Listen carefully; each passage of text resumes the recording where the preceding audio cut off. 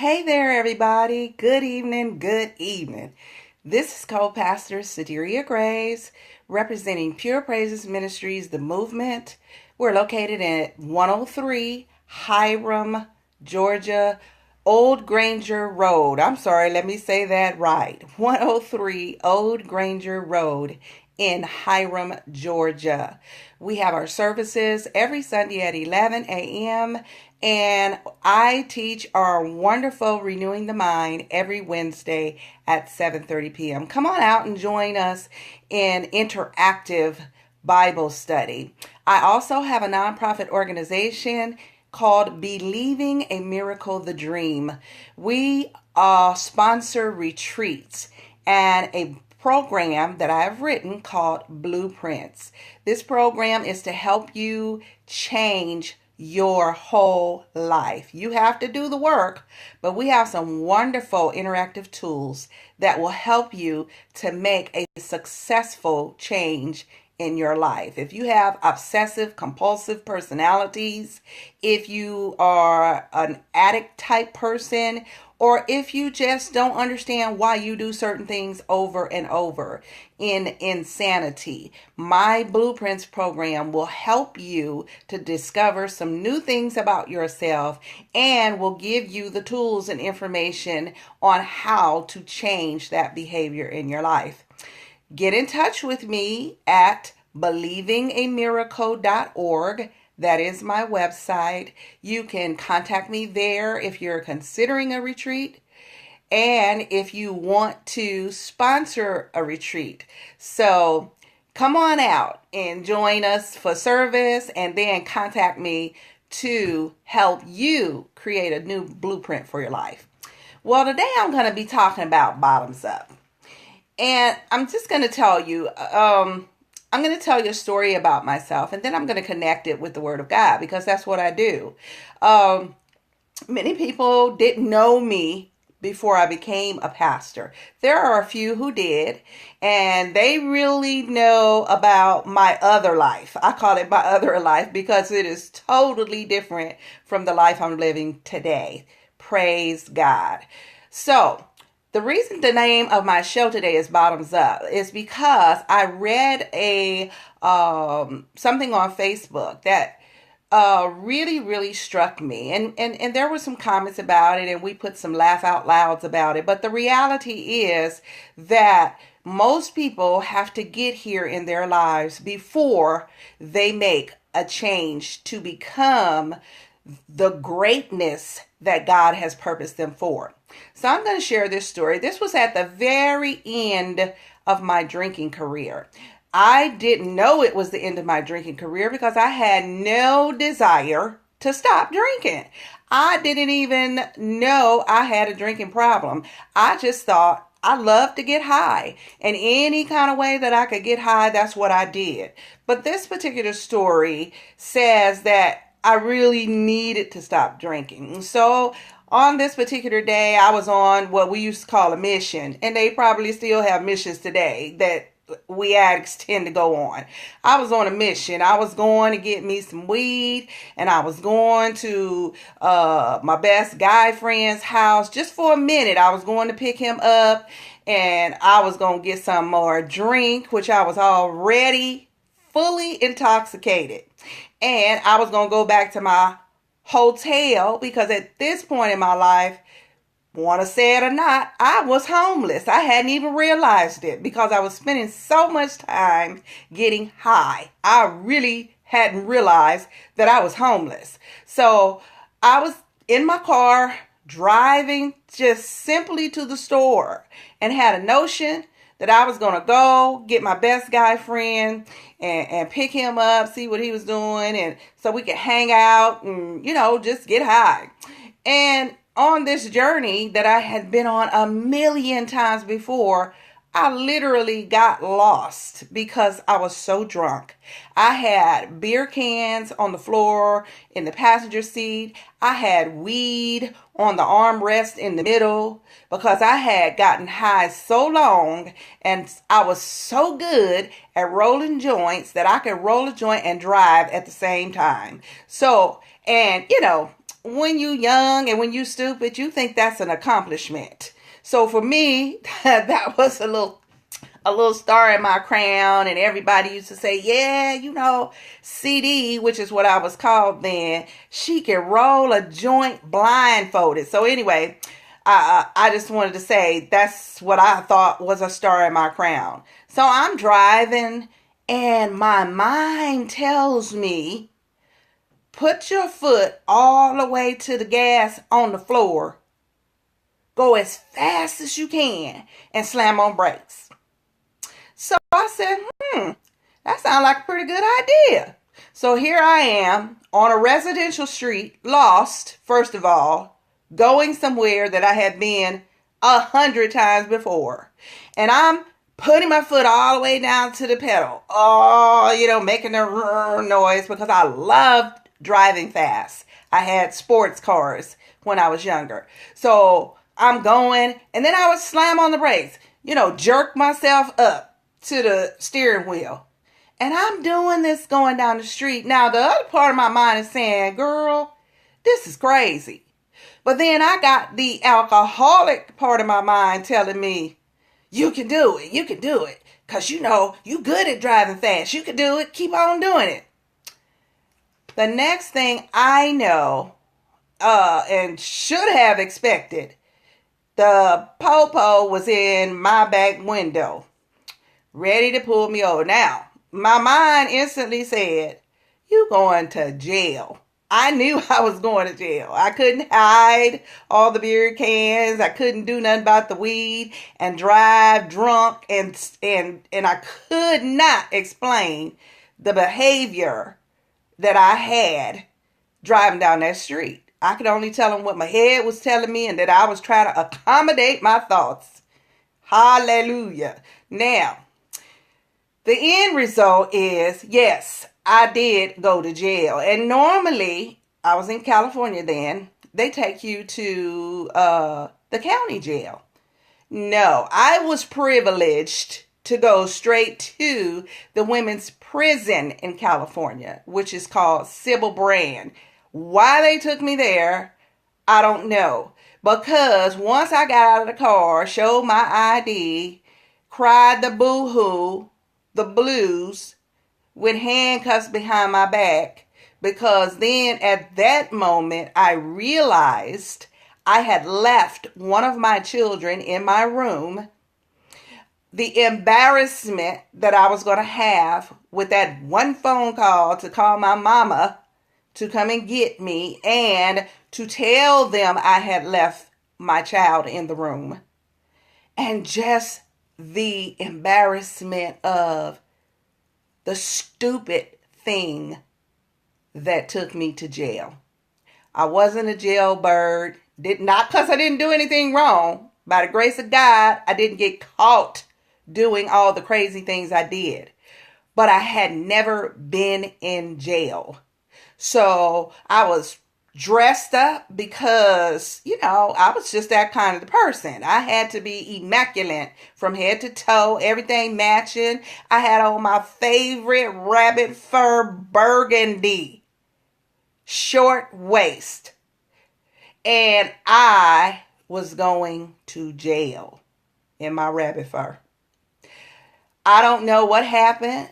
I just know that when I woke up that morning, my arms were black and blue. I'm assuming they were trying to take some blood tests, and I must have been fighting. And I had urinated all over myself, my beautiful clothes, my, egotistical nature was at the lowest point that I could ever be in my life. The idea that my mother was going to have to come and get me from prison, the woman's prison now, was a little more that I could even bear. The idea that I had left my baby in a room going to look for alcohol and weed. What happened to my mind? What happened to me was the question that I woke up with. I was past embarrassed to the point where I couldn't even speak. I didn't want to talk to nobody. I didn't want anybody to see me. I just wanted to go back home. And the thing is, I didn't even have a home to go to because I was living in a hotel because of this same behavior. Now, why co-pastor did you call this story bottoms up? Because at that point, the only thing that was up in the air was my bottom. I had got to the lowest possible point that I could get to in my life right at that moment.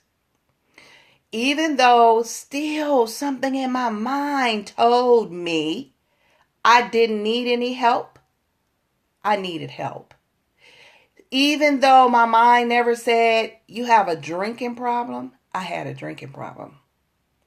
Even though my mind didn't agree with the fact that I should stop smoking weed, I needed to stop getting high, period. That was the reality. And from that point, between court, the possibility of losing my kids, being homeless, being embarrassed as heck with my mother, who hadn't raised me that way, I knew even if I didn't want to, it was time for me to change. So I was at my bottom, and that's what I was expressing earlier today on a Facebook comment. When you reach your bottom, it is nowhere else to go but up. Some people can handle a lot more than others. Some people's bottoms are very simple. My bottom took 16 years to get to. 16 years of drinking, using drugs, running the streets, not going to church, not listening to nobody. It took a lot of years, 20 total. But 16 of them I was actively an alcoholic and drug addict. And I have some stories that are horrible that I lived through by the grace of God. Now, I told you I was going to connect this to the word because I can connect just about everything that happened in my life to the word. So that's the sad story of how I actually got sober. It was a sad day that day. A lot of tears and a lot of quietness and reflection. But the person I'm going to connect this story to in the word is Jonah. Most people don't know that Jonah was in the belly of the whale simply because of rebellion. Most people don't know that when God has picked you before the foundation of the world, predestined you, no matter what you try to do, you're going to reach a bottom if you remain in disobedience, because God has a plan that he expects you to live out. And there's nothing you could do about it. You know, you either choose him or you just keep going down the drain until you do. So this is what happened to Jonah. God told Jonah to do something. Jonah was a prophet. He was a man of God who literally heard from God specifically. And God gave him instructions as a prophet to do different things and to tell different people different things. This particular group of people were people in Nineveh, and Jonah didn't want to tell the people because he didn't think it was going to do any good. He said they just sinners and they need to just die and go to hell. I ain't telling them. I ain't going to be the one, because they ain't going to listen. That people are evil and they want to do what they want to do. So Jonah ran. He fled the scene, got on the boat. Now, most of y'all know this story, but I'm just doing it paraphrased and short. Got on a boat with a bunch of folk who realized at some point that they was having problems on the boat because he was on it. And he told them, well, then just throw me over. Now, this is how our minds be thinking. You know, God tell us to do something, and we in the middle of our thing, and we living our life the way we want to live it. And that's basically what we tell him: just throw me over, because I'm not going to do this right now. I'm going to go do me. And however that turn out, well, it's okay with me. So that's kind of what Jonah was saying. But I just want to read to you Jonah's bottom. I don't know if you know where Jonah's bottom came in. When Jonah got sucked into the belly of the whale, Jonah reached the bottom because he knew he was going to die. And even though I was driving, I was drunk, my mind was telling me to do something crazy, something in me knew just many times before that, that if I kept doing what I was doing, I was going to die. I knew that. And for some reason, I couldn't stop. I just kept on doing it. So this is how Jonah was. You know, he knew that there was something better in life for him to do, but he didn't want to challenge. And I didn't want to challenge either, you know, because I felt like my life had been dealt a whole lot of bad cards that I just wasn't happy with. It wasn't my kids, trust me. They were my lifelines. But there were other things in my life. And maybe you'll get to hear about some of those. But I'm going to read this real quick to you. It's in Jonah, the 2nd chapter. And it said, I cried out to the Lord because of my affliction. He was afflicted. And he answered me. Now, my affliction was drugs and alcohol. And then it goes on to say, and you heard my voice, for you cast me into the deep, into the heart of the seas, and the floods surrounded all your billows, and your waves passed over me. This is Jonah. He could feel this happening to him. And I'm going to skip from 3 and move on over. And it says, the water surrounded me even to my soul. Jonah was surrounded all the way to his soul. In other words, he is dying because your soul is your will, and even all the way to his will. In other words, he couldn't willfully even get out of the situation because the waters had surrounded him. The deep closed around me. Weeds were wrapped around my head. He recognized he had weeds wrapped around his head. The water was killing him. I went down to the moorings of the mountains. The earth with its bars closed behind me. He couldn't even see the earth no more. The bars had closed. The doors had closed between him and earth. He didn't know where earth was anymore. He couldn't see that anymore. And then he said, yet you have bought up my life from the pit. He said, the earth with its bars closed behind me forever. Then he said, yet you have brought my life up from the pit.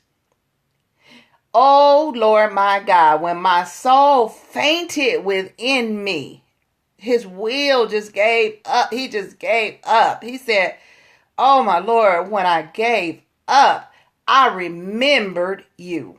And my prayer went up to you into your holy temple. Now, that's all I wanted to read, because when you hit that bottom, if you haven't checked, that's what's going to happen. You're going to lose your will to go on.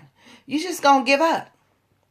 And the only thing that's going to happen is your soul is going to cry out in you to the person that created you, who gave you life, who gave you purpose, who purposed you for greatness. I responded to what I saw on Facebook today, and I realized that I had to be bottoms up. I had to go the lowest I could go in order to strive to see greatness. Because you have to find out that's not what you want before you'll ever keep striving to achieve what you were purposed here for. Now, I know it's some people that saying, I ain't had to go that route, and I ain't had to do all that. Everybody has a bottom, and everybody's bottom is different. Mine dealt with drugs and alcohol and people.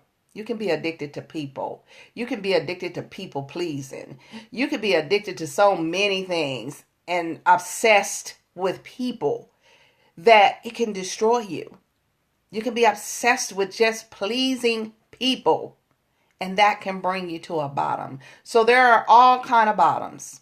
But when God has chosen you for greatness, know that your bottom is the beginning of your ride up. As I said, today's talk was about bottoms up. So if you at your bottom, just know the only way you could go is up. So be happy about the bottom, and then you can rise to the top. Thank you for taking the time to hear my go live today. I hope my story blessed you. And I called it a story, but it's the truth. I really lived it, and God brought me through it to be able to tell you about it today. You have a wonderful evening. Be blessed in the Lord, and I'll see you next time on Let's Go Live. On Let's Talk About It. And we're going to go live and see what topic God gives us next week. Have a great evening. Bye-bye.